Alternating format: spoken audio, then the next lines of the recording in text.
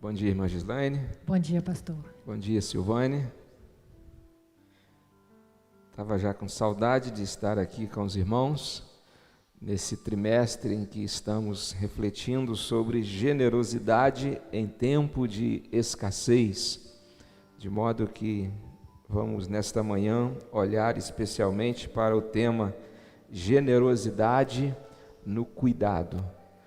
Eu penso que tem palavras que elas estão ligadas de uma maneira muito íntima, e a palavra generosidade e a palavra cuidado, são duas palavras que elas estão sempre associadas, porque elas têm a ver com todo o contexto do uso e da prática de ambas.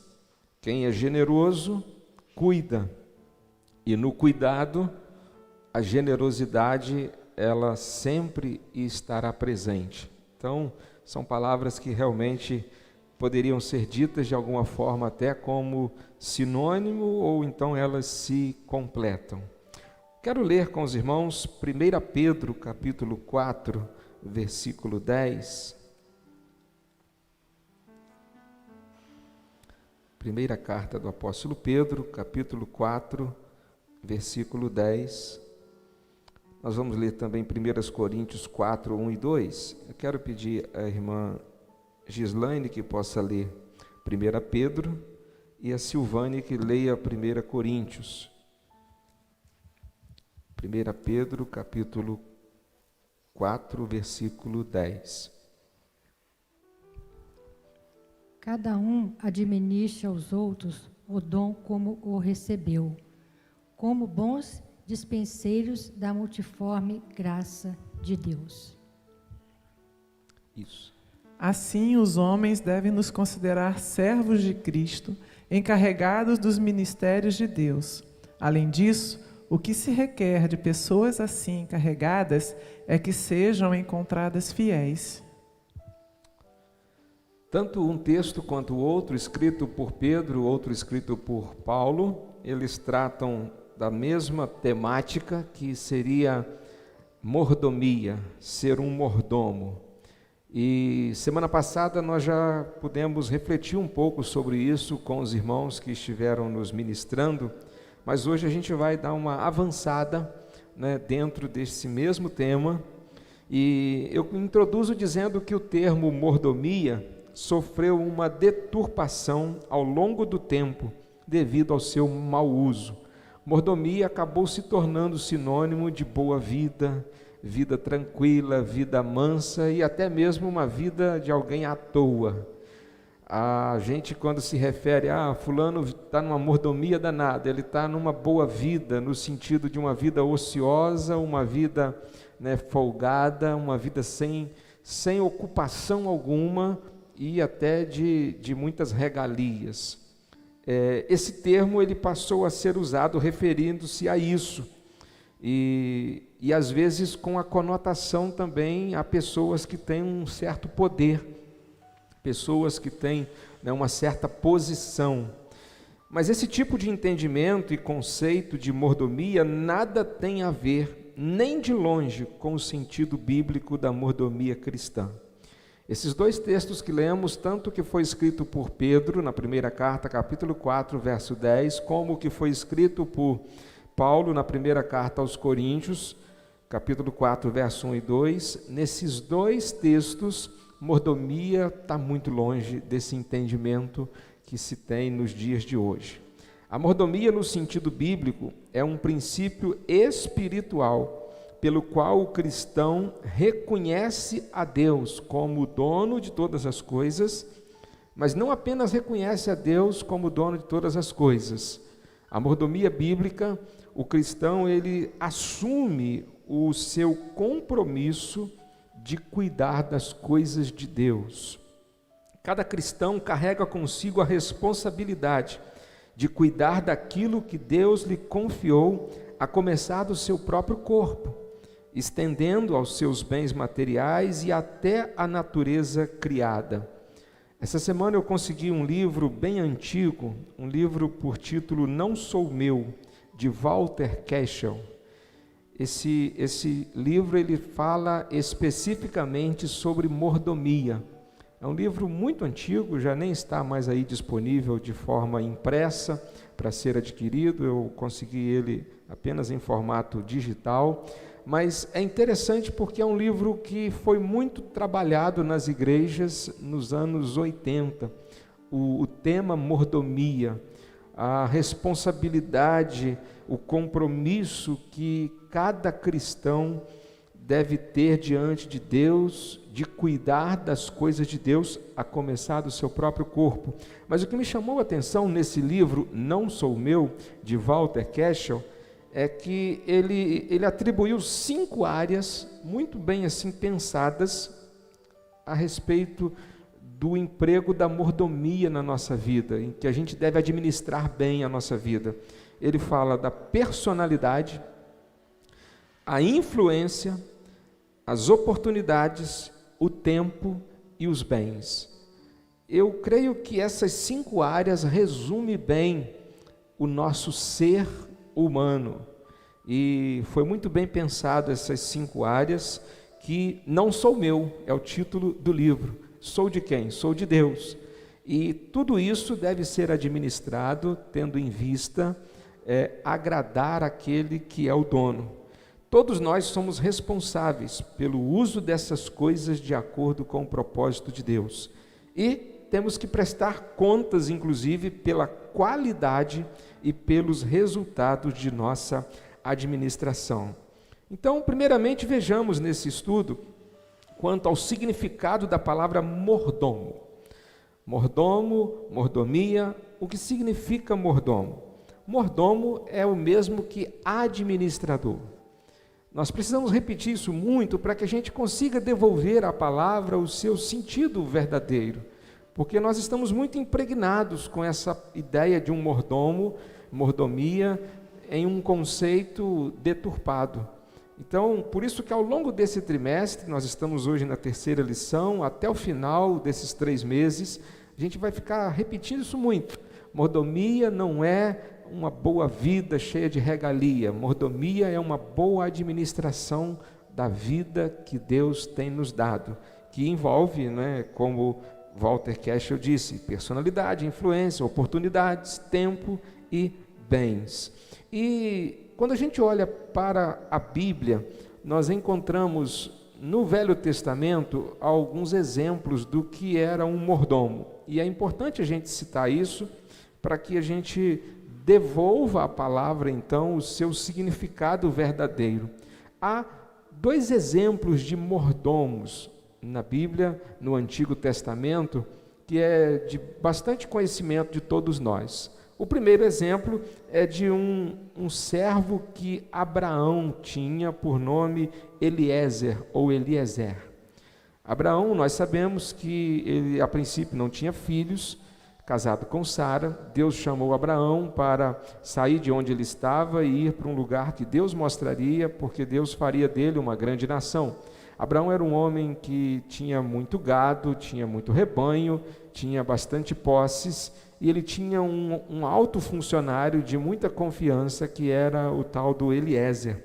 E quando a Bíblia se refere a Eliezer, se refere a ele como administrador das coisas de Abraão.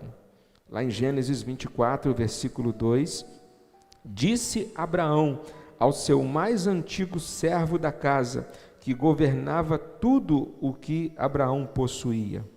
Eliezer era então um mordomo na casa ou na tenda, já que naquele tempo o que se tinha era tenda, não era uma casa de alvenaria. Eliezer era então um mordomo, um administrador de Abraão. Mas Silvane, Gislaine, demais irmãos aqui, Eliezer não era um administrador qualquer. Era de extrema confiança. Um dia, quando Abraão queria, naquele tempo era assim que funcionava, o pai escolhia a noiva para o filho, e Abraão então precisava escolher. Olha só que responsabilidade. Abraão precisava escolher uma esposa para o seu filho Isaque. E aí, o que Abraão faz? Ele chama Eliezer e manda Eliezer ir a uma determinada cidade para que Eliezer escolhesse a sua futura nora. Arnaldo, o homem era de confiança, porque ele não podia arrumar uma qualquer em alguma esquina e trazer para casa de Abraão e dizer: olha, escolhi essa aqui e essa vai se casar com Isaac. Uma grande responsabilidade. E Eliezer fez isso de uma forma muito séria. E aí chama-nos a atenção que, para ele cumprir essa missão dada pelo seu Senhor, pelo seu patrão, a Bíblia diz que ele orou, ele buscou a orientação de Deus. Isso demonstra então, Roberto, o administrador que ele era, sério, comprometido com Abraão, mas mais ainda comprometido com Deus. E ele orou e buscou o discernimento, a direção, e a história é linda, vale a pena a gente ler lá nos capítulos 26, 27 de Gênesis ali, e a gente vai encontrar esse mordomo lá. Um outro exemplo de mordomo também na Bíblia, no Antigo Testamento, é José do Egito. Essa história é tão conhecida que já virou tema de novela, tema de filmes. José do Egito. José, quando foi vendido pelos seus irmãos para uma carruagem que passava, ele foi levado para o Egito. No Egito ele foi trabalhar na casa de Potifar. Potifar era um funcionário do governo egípcio. E lá na casa de Potifar, diz a Bíblia em Gênesis 39, verso 4, Potifar deixou a seu cuidado, ao cuidado de José, a sua casa e lhe confiou tudo o que possuía. Desde que o deixou cuidando de sua casa e de todos os seus bens, o Senhor Deus abençoou a casa do egípcio por causa do José. Por causa do José, Deus abençoou a casa do Potifar.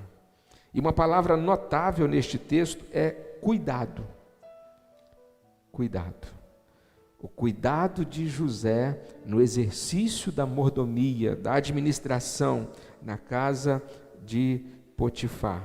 O mordomo é, portanto, aquele que cuida, aquele que mais do que administra é o que cuida. Por isso que mordomia e cuidado têm tudo a ver. Em nosso caso, nós somos mordomos, responsáveis em cuidar com zelo e amor das coisas de Deus e de tudo de Deus, e tudo é de Deus.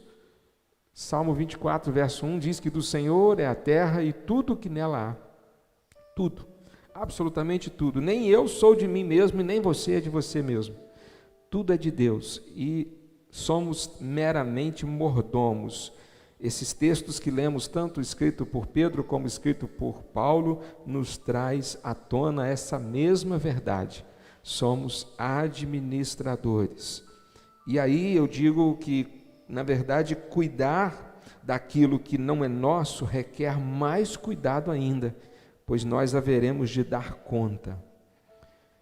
E no nosso estudo a gente percebe também algumas características que distinguem o mordomo cristão, aquele que cuida das coisas de Deus e tudo é de Deus, mas aquele que é cristão, porque todos nós temos que ser mordomos, ou somos mordomos, porque ninguém é dono de nada, mas o cristão em si, ele tem uma responsabilidade maior, e a responsabilidade maior é porque ele conhece a palavra, porque ele conhece a verdade. Então, ele não vive no escuro, ele tem as diretrizes para a sua vida, para a maneira como Deus deseja que a gente cuide das suas coisas.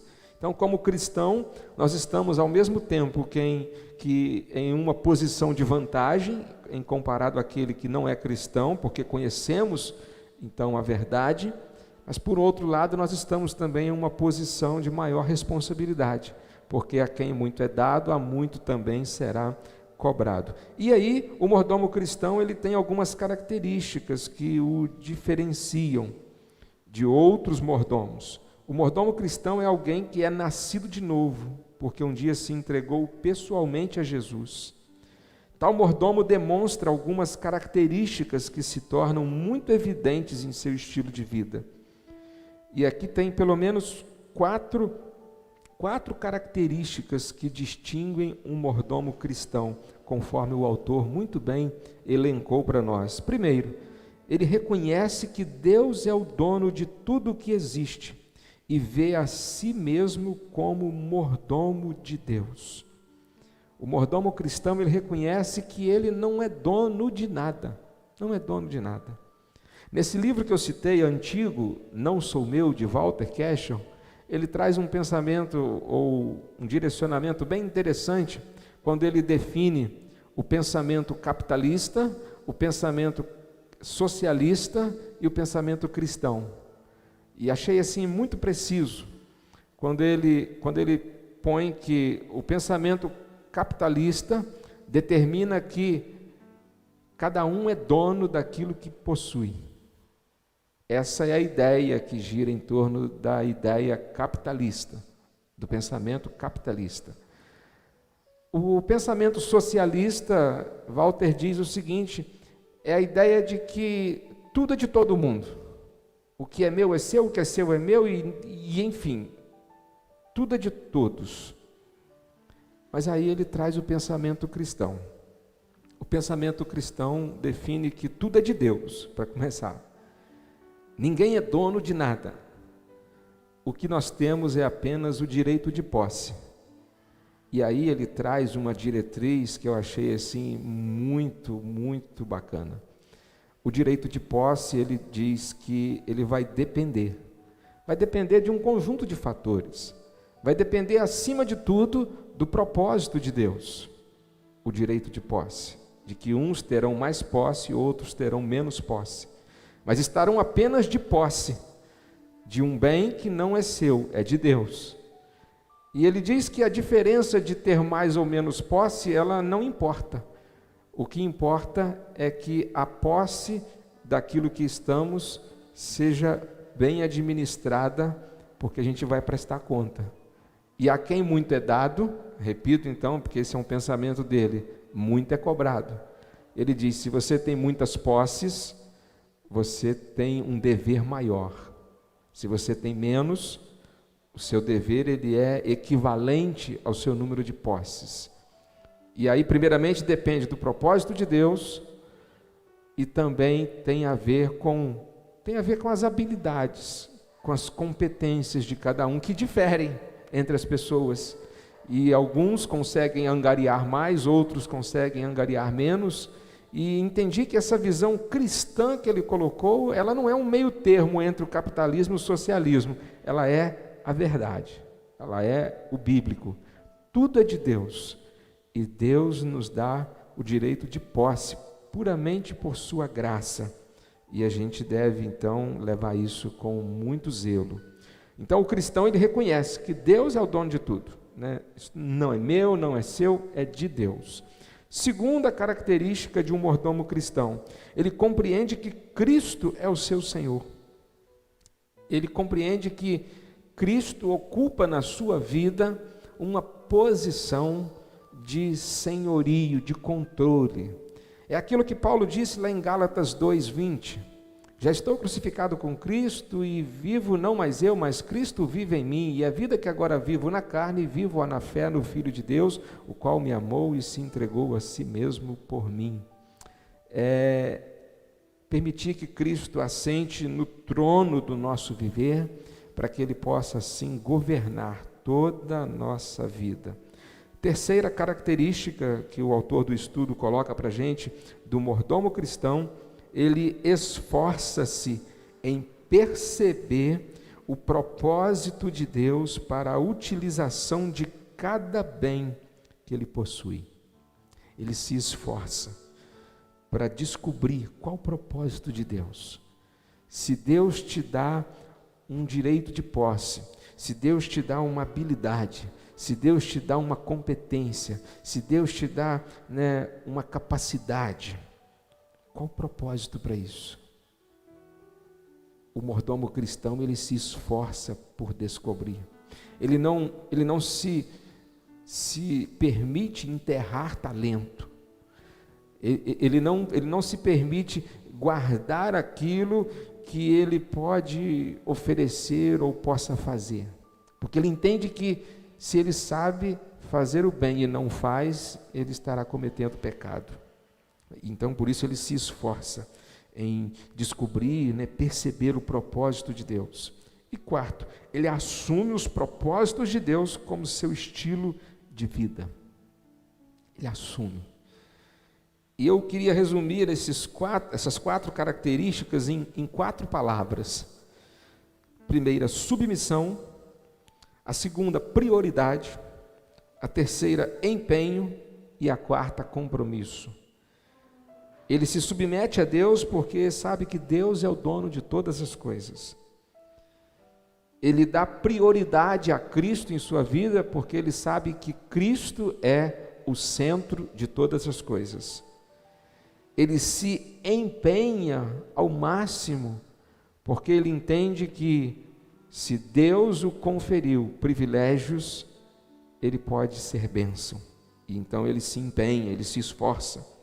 E por isso ele assume um compromisso, ele se compromete em servir aos propósitos de Deus. Irmã Gislaine, mordomia e generosidade, o que a irmã pode comentar para a gente sobre essa relação entre mordomia e generosidade? Como que isso funciona? Existe alguma ligação entre esses dois termos? Como que um mordomo, ele deve proceder com aquilo que Deus coloca em suas mãos?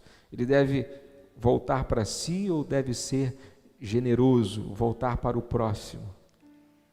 Vamos continuar falando da mordomia e generosidade. Na perspectiva bíblica, há uma intrigada relação entre mordomia e generosidade. Uma vez entendido que somos servos criados e Deus é o Senhor de todas as coisas, tornemos solidários para com as necessidades do próximo. Então, mordomia na Bíblia, conforme o pastor já falou bastante aqui, mas diz respeito a todo o serviço que o crente realiza para Deus e o seu comportamento diante do Pai e dos homens.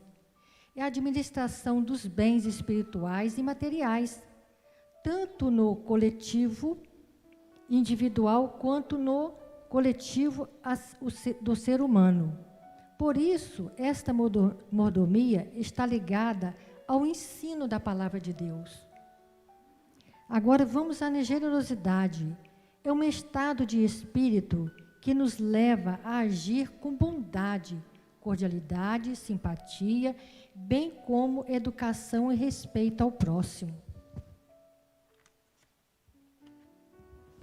A generosidade na Bíblia, a generosidade é tratada como uma característica de Deus e dos homens. Deus é generoso, pois dá ao homem mais do que merece receber em forma de dádiva, como a saúde, por exemplo. Quem é generoso será abençoado, pois reparte o seu pão com o pobre. Então, a Bíblia nos diz dessa forma. O livro de Provérbios, texto que relaciona a vida prática do contexto, a aliança de Javé, contraste 2 modos de existir entre aquele que oprime e o que é generoso. Provérbios 22, 7 a 9. No primeiro que pede emprestado. Observe que no verso 8, o caminho da opressão e egoísmo e ruína e desgraça. No verso 8 nos diz assim: o que semear a perversidade cegará males, e a vara da sua indignação falhará. Olha o que nos diz o verso 8. A oposição, esse comportamento, se apresenta a generosidade que reparte o seu pão com os pobres, sendo felicitado com a bênção. É tão bom quando nós repartimos o nosso pão, ainda mais nesse tempo, Tanto aqui na igreja, como nós, as pessoas sabem que nós gostamos de ajudar. Então, muitas pessoas chegam até nós e pedindo ajuda, tanto de alimento, quanto de roupas. Então a gente às vezes tira daqui o que nós temos, ou a gente pede mais alguém para nós podermos estar ajudando. E tem pessoas que ainda viram para nós e falam assim, será que realmente essa pessoa está precisando? Ninguém vai pedir. Realmente, lógico, que às vezes você procura saber realmente, né, se realmente está precisando. E outras pessoas dizem assim, mas ele quer só receber, ele não vem na igreja, tem que vir à igreja. Mas não é dessa forma que nós temos que fazer, né? A gente dá o alimento, nós não perguntamos se ela frequenta alguma igreja ou se ela é de alguma igreja, apenas nós ajudamos aqueles que estão necessitados. É dessa forma que nós temos que agir. E foi assim, dessa forma, que uma vez, isso já tem uns 2 anos, eu ajudei muito uma pessoa, e ali naquele lugar eu percebi que eles não eram crentes, eles não frequentavam igreja alguma, e eram pessoas muito necessitadas, carentes de tudo. Então ali naquele lugar, eu pude levar a palavra de Deus, eu pude falar do amor de Jesus. Eles simplesmente não responderam nada, eu também apenas falei do amor de Jesus. Eu tive aquela oportunidade de falar do amor de Jesus. E continuei levando o alimento quanto eles precisavam. E depois de alguns meses, não foi quase 1 ano isso, eu fiquei sabendo, pastor, que eles tinham encontrado uma igreja. Então, através desse gesto que a gente faz, de levar ali o alimento, de repartir o nosso pão, nós podemos falar do amor de Jesus. Então, aquela pessoa que não frequenta igreja nenhuma, eu não vou falar, você vai para a minha igreja, você tem que frequentar a igreja, não. Jesus falou, fala do amor de Jesus. O Espírito de Deus encarrega de fazer o resto. O mesmo ocorre em Atos 20, 35. Atos 20, 35, ele foi citado na lição passada, né? Quando Paulo, em sua mensagem a Eféso, destaca o cuidado que os cristãos deveriam nutrir por si mesmos e um pelos outros. A palavra de Deus nos diz, nós temos que ajudar as pessoas, nós temos que ser solidários. O exercício da misericórdia e generosidade para com os necessitados. Então, nós temos que fazer isso, ainda mais nesse tempo, que muitos desempregados, nós sabemos disso. Muitas pessoas foram morar na rua, a gente vê essas reportagens, vê os repórteres fazendo entrevista com pessoas que moravam de aluguel, o marido perdeu o emprego, a esposa não tem mais o trabalho, então foram morar na rua. Então, tem muitas pessoas que ajudam também essas pessoas que moram na rua. Agora, tem um ponto aqui bem difícil, que esse aqui é só por Deus a nossa vida. Na atualidade, podemos destacar o gesto de algumas famílias que, mesmo devastada pela dor da perda de um filho em um acidente, olha, irmãos, se a gente for olhar por nós mesmos, a gente não faz isso aqui. É só por Deus.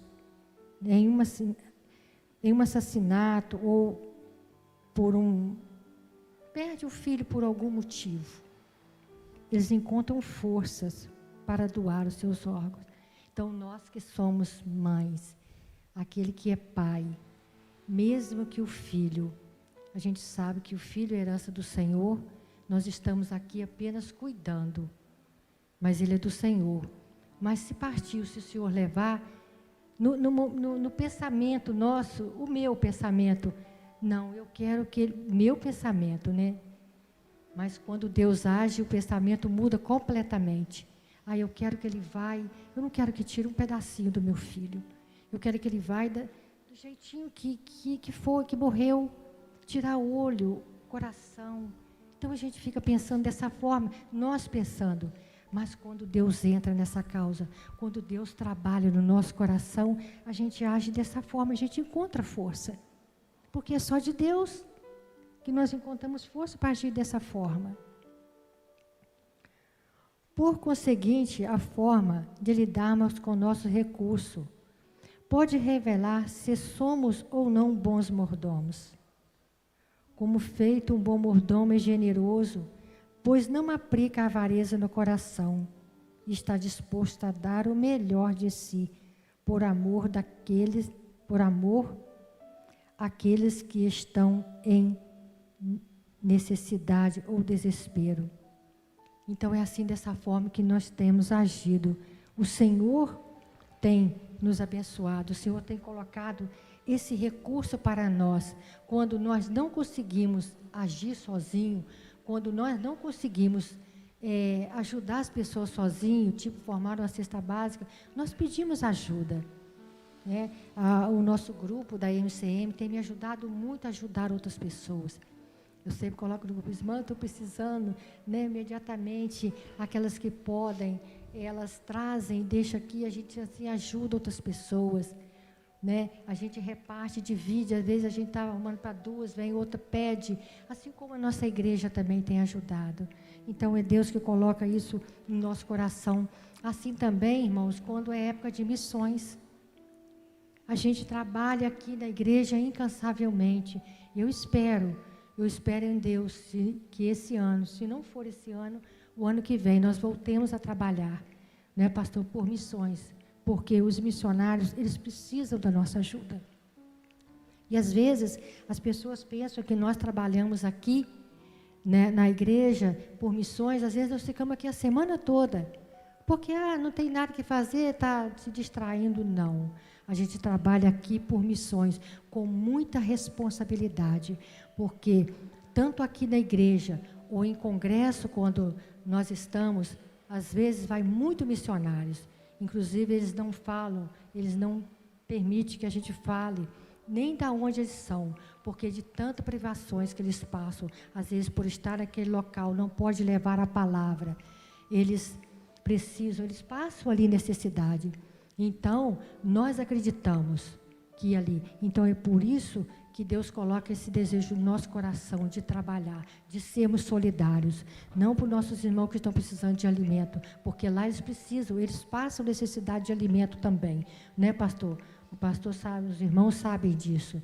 Então, nós trabalhamos. Então, quando a gente pede também, nessa época de missões, não é para nós, não é para a igreja, é para a igreja estar ajudando missionários, porque ali eles também precisam do alimento, eles precisam de tudo ali. Então, nós precisamos estar trabalhando para eles. Quando a irmã Gislene se refere ao nosso bazar missionário, que não está em atividade devido à pandemia, mas creio que daqui a alguns dias a gente conseguirá retornar, o bazar ele tanto abençoa os missionários que estão nos campos distantes, como abençoa também as famílias de perto, que podem comprar algo bom, em bom estado, por um preço acessível. Então, que Deus nos abençoe para que a gente possa muito em breve retornar com o nosso bazar, com todo cuidado e segurança. Silvane, doação e generosidade. Que relação há, entre essas duas ideias também? Quando nós falamos, de generosidade e doação, elas caminham juntas, pastor. Porque eu não posso, doar algo se eu não tenho, dentro da minha vontade e do meu coração ser generoso. Apesar que tem pessoas que podem se doar para se amostrar, não tem nada a ver com generosidade. Nós temos também, essa outra parte. Mas como cristão, dentro do que a revista está falando, as duas elas andam em conjunto, elas andam juntas, O cristão, o mordomo, que é generoso, ele doa de coração, ele não doa para se amostrar, nem para dizer que está fazendo, Então isso aí é dentro da mordomia cristã. Então é um diálogo isso, Eles caminham em conjunto. E isso é uma recomendação bíblica, Então, o apóstolo João, em 1 João 3, ele fala sobre como devemos amar ao próximo e proceder nesse amor ao próximo, cuidando dele.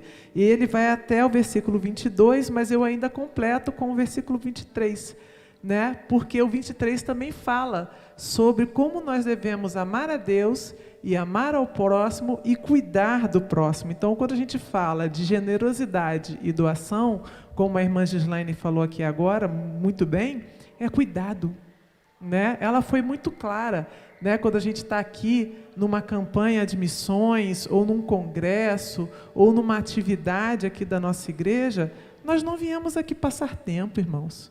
Não é porque eu não tenho nada para fazer em casa que eu vim para a igreja. né? Primeiro eu vim para a igreja adorar ao meu Deus. E quando eu chego aqui, é como o pastor falou hoje, eu sou servo. Eu sou um servo. O que eu posso estar, né, dedicando ao meu Deus como servo? Senhor, o que tu queres que eu faça?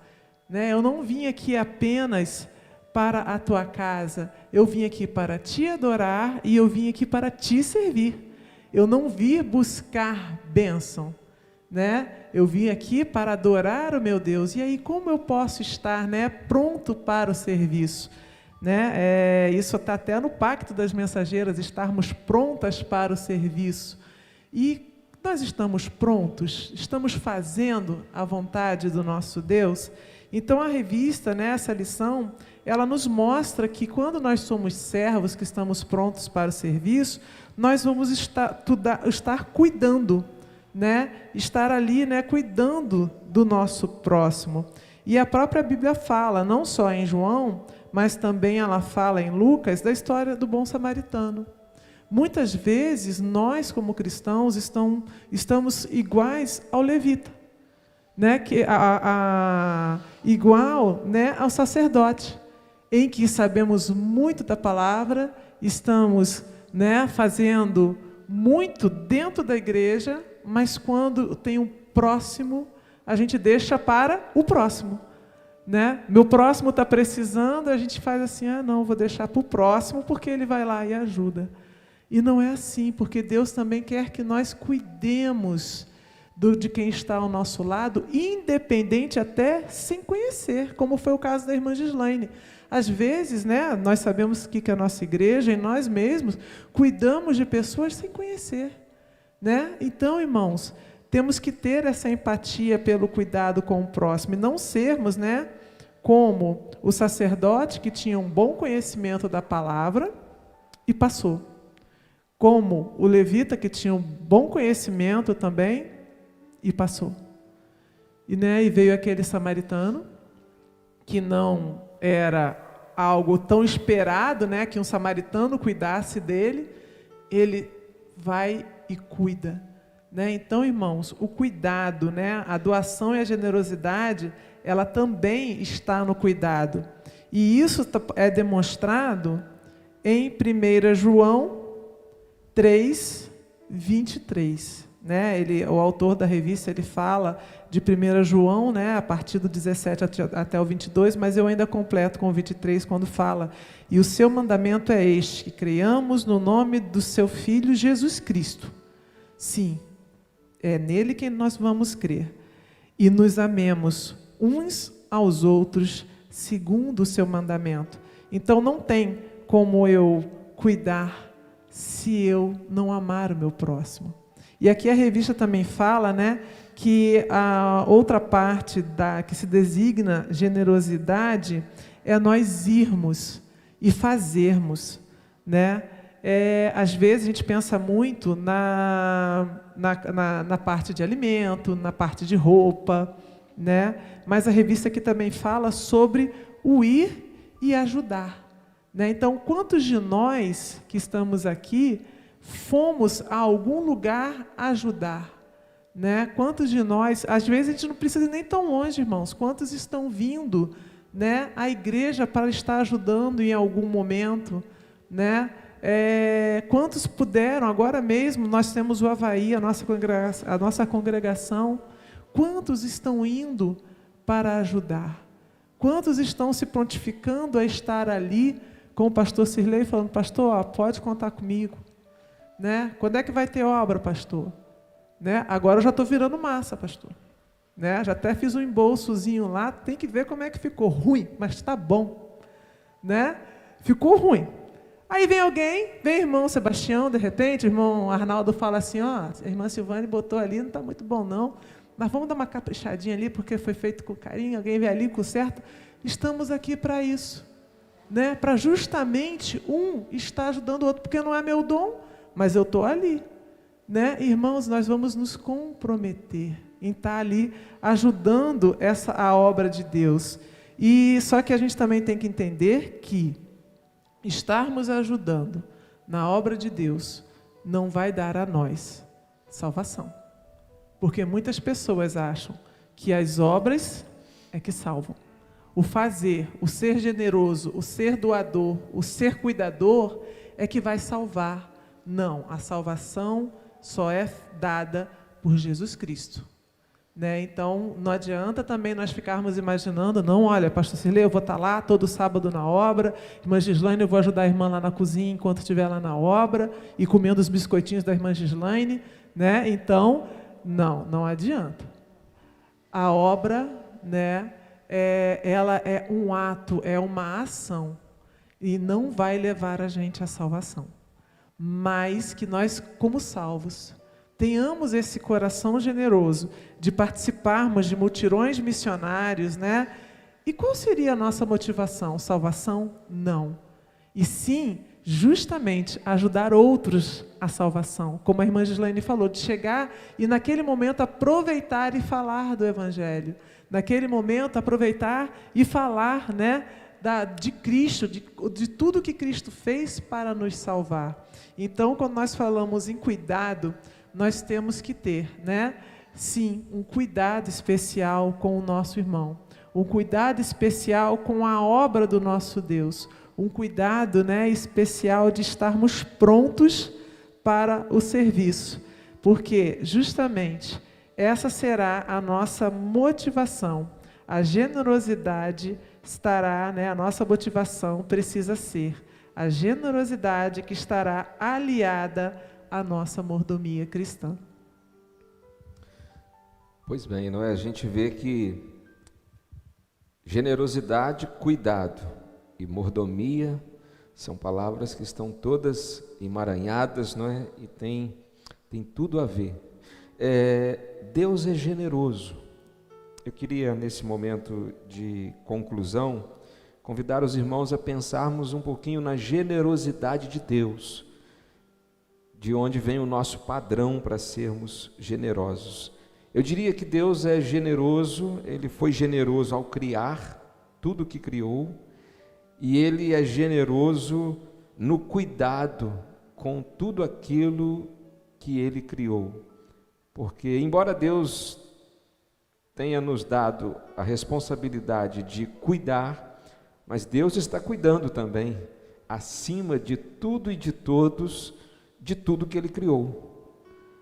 Deus está cuidando da criação. O salmista, no Salmo 104, verso 24, disse o seguinte: que variedade, Senhor, nas tuas obras, fizeste todas elas com sabedoria, a terra está cheia das tuas riquezas.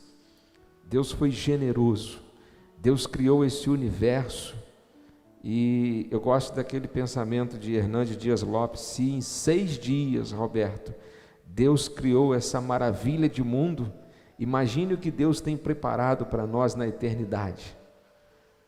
O paraíso, o lugar realmente perfeito.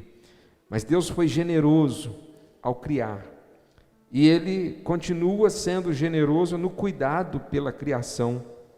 O Salmo 145, verso 15, nos mostra que Deus generosamente continua fazendo com que todas as coisas operem para a manutenção da vida na terra.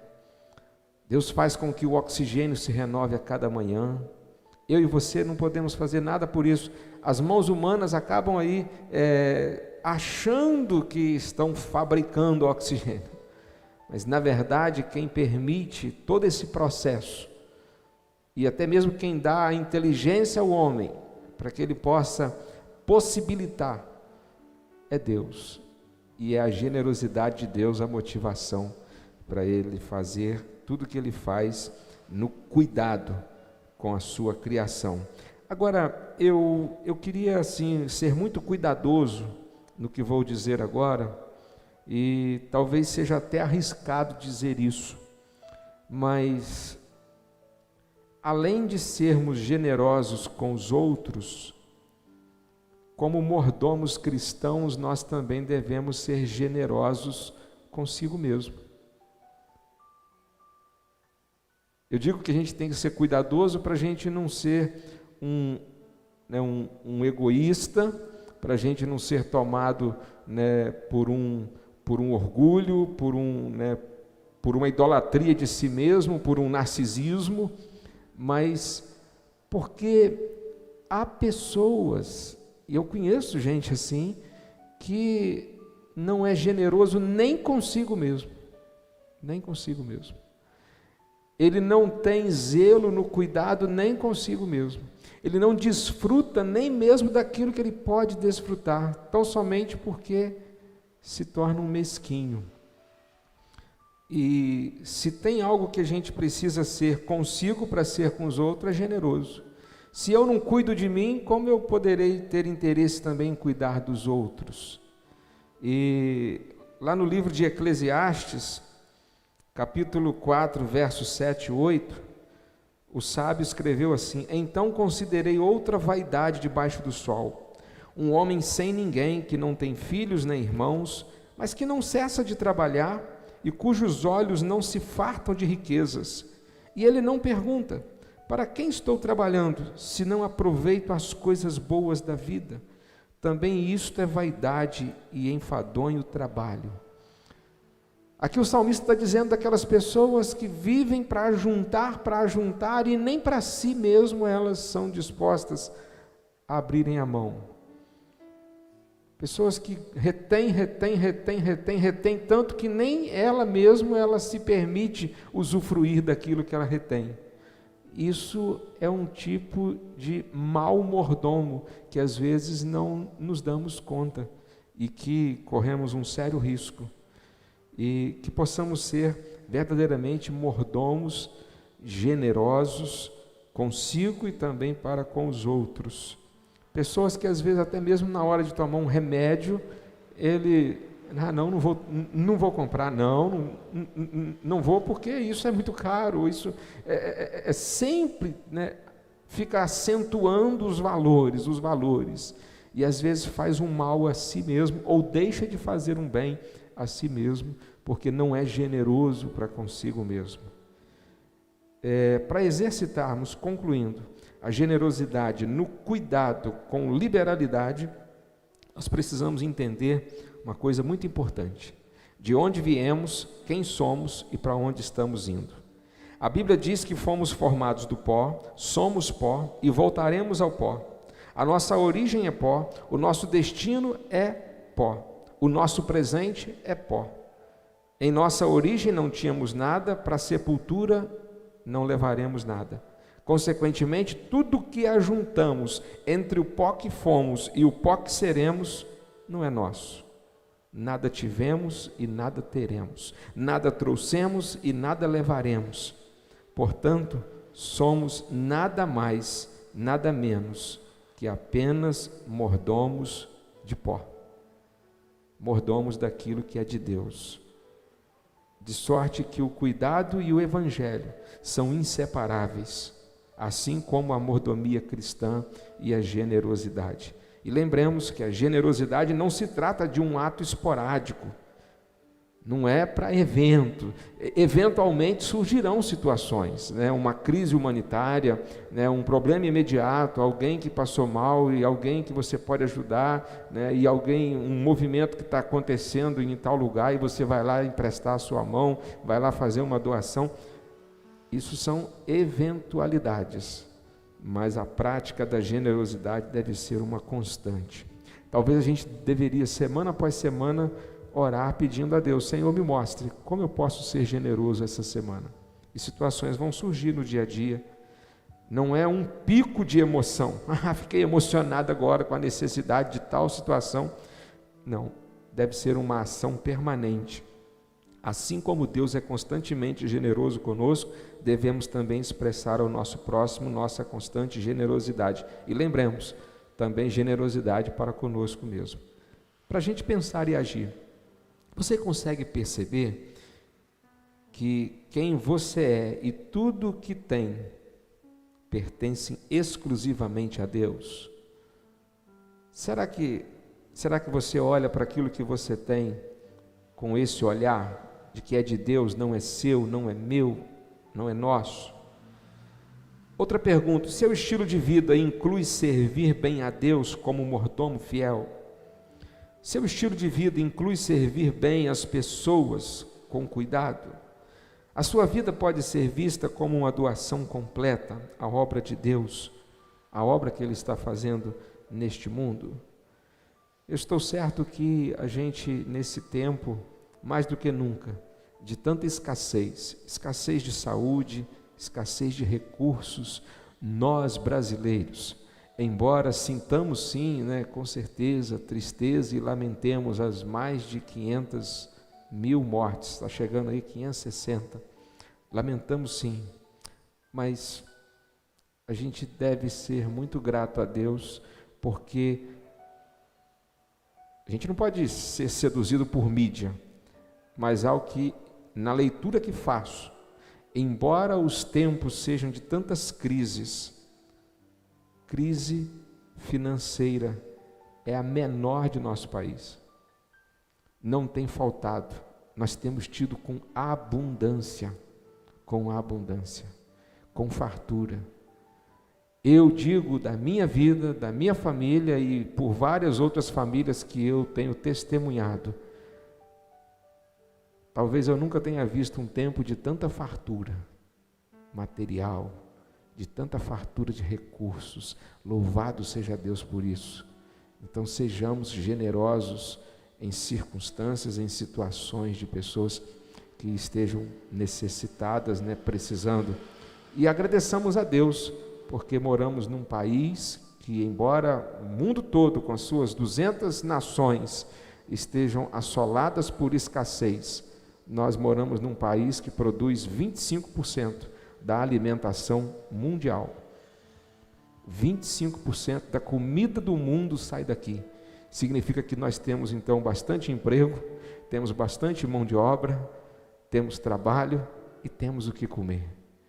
E aí Jesus diz lá em Mateus 6, se a gente tem o que comer e vestir, a gente não deveria estar alegre, feliz por isso, estendendo a mão para ajudar aqueles que estejam eventualmente necessitando? Então sejamos gratos e generosos nesse tempo. Que Deus possa assim nos abençoar e que no próximo domingo continuemos com a nossa 4ª lição nessa sequência de estudos. Se você quiser participar conosco diretamente aqui no estudo em domingos próximos, aquilo que disse no início dessa escola, que você possa estar nos procurando e se disponibilizando também, estar como a irmã Gislaine, Silvânia aqui hoje, a gente fazer esse revezamento, semana após semana, é tão agradável, você também trazer aquilo que você tem entendido e que você pode abençoar outros, ser generoso com aquele conhecimento que Deus tem dado a você, aquela leitura que você tem feito da atualidade, a visão que Deus tem te dado do mundo de hoje e principalmente o entendimento bíblico. A gente compartilhar isso uns com os outros é uma maravilha. Deus possa assim continuar nos abençoando. Amém? Nós vamos terminar a nossa EBD desta manhã e eu quero convidá-los para logo à noite estarmos juntos às 19h30 na nossa celebração desta noite. Se Deus permitir, nós vamos hoje à noite refletir sobre as 3 maiores necessidades da igreja. E eu creio que será uma palavra oportuna nesse tempo em que estamos aí prestes a comemorar 31 anos da nossa igreja aqui no bairro Seab. Vamos orar agradecendo a Deus? Irmã Gislaine, esteja orando por nós, agradecendo por esse estudo, por favor. Senhor, nosso Deus e nosso Pai, neste momento nós queremos te agradecer por essa lição que nós tivemos agora pela manhã, do qual falou profundamente ao meu coração, em saber que cada dia mais eu sou agradecida ao Senhor por saber que eu estou fazendo a vontade do Senhor. Como é bom quando o Senhor fala ao nosso coração, através de pessoas ou através dessa lição que foi nesta manhã para cada um de nós. Que o Senhor continue conosco no restante desse dia, nos dê um dia abençoado conforme o Senhor tem nos dado. Que o Senhor continue abençoando a cada um. E nesta manhã nós queremos agradecer pelo nosso pastor estar de volta juntamente conosco. Como é bom, nós sentimos a falta, porque como é bom nós estarmos presencialmente aqui, todos juntos. Muito obrigada, Senhor, porque o Senhor tem feito grandes coisas por cada um de nós. É a oração que nós estamos te fazendo neste momento, te agradecendo por tudo, em nome de Jesus. Amém. Amém. Obrigado, irmã Silvane, Gislaine, que Deus possa assim nos abençoar. Um bom dia para todos nós e até logo mais à noite. Amém.